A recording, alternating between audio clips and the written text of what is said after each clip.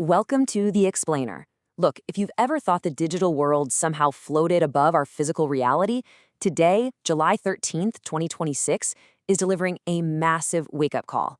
We are watching a crazy convergence of events that are literally stress-testing the physical limits of our modern world all at once.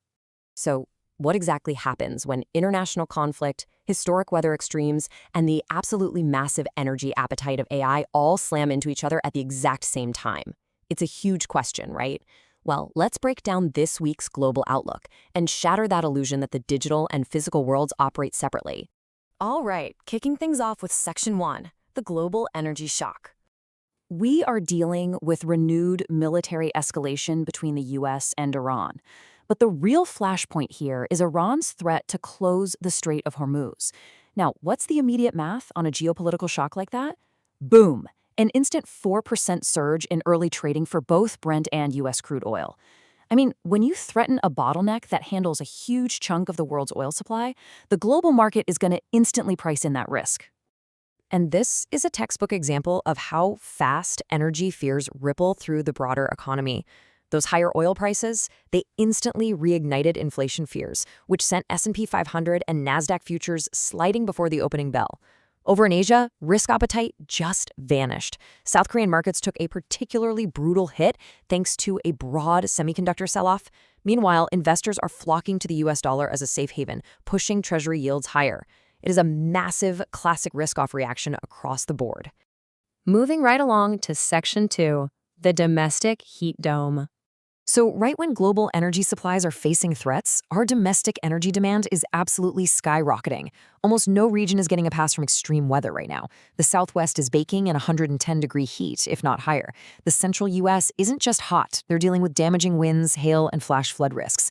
Out on the West Coast, while the coast is mild, those inland valleys are facing really dangerous heat. And the Southeast is just sweltering under brutal humidity and crazy high heat indexes. Our regional power grids are being pushed to their absolute limits. But here's the real kicker. The tipping point isn't even the daytime highs. It's the extraordinarily high nighttime temperatures. Because the heat just isn't breaking when the sun goes down, utilities are getting hit with relentless, round-the-clock air conditioning demand. It's like running a marathon but never getting to stop and catch your breath. The grid doesn't get a chance to recover, and honestly, neither do the operators trying to keep the lights on. Which brings us to Section 3, Tech's reality check. So where does the tech sector fit into all this? Well, they're caught directly in the crossfire. We are watching a head-on collision right now. On one side, you have the massive AI infrastructure boom. Cloud providers spending billions, aggressively expanding data centers to meet this endless computing demand. On the other side, a literal brick wall of physical constraints. AI needs an astronomical amount of power, and right now, the grids are completely stressed by extreme heat, all while energy prices are spiking because of the situation in the Gulf. Because of all this intense friction, the market's mandate for tech has shifted dramatically almost overnight. The wild spending days are facing extreme scrutiny. Investors are directly questioning the financial returns on these massive AI infrastructure bets. Enterprise buyers are shifting their focus entirely to measurable productivity, dependable products, and most importantly, sustainable cash flow over whatever the latest technology fashion is. Cloud cost management isn't just a nice-to-have anymore. It's absolutely essential. Discipline is forcefully back in the tech sector. All right, bringing it all together in Section 4, the convergence challenge. Let's connect the dots here, because none of these are isolated events. If you take away one thing today, let it be this. Despite all our incredible digital ambitions, modern commerce and global infrastructure are strictly gated by physical realities. It's that simple. The cloud does not exist without physical power grids. AI algorithms cannot run without immense electricity. And global markets simply do not function without secure physical shipping routes and basic security conditions. We live in a highly physical, deeply interconnected world. Before we wrap up, I want to bring this down to a very practical level for this week.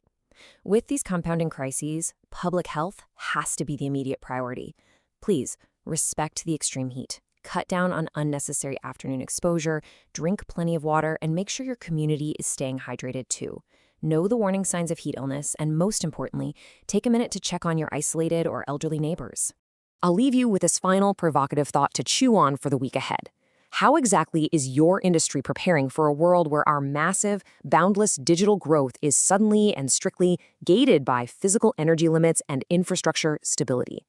Think about where the physical boundaries of our digital future really lie. Stay safe out there, and I'll catch you in the next explainer.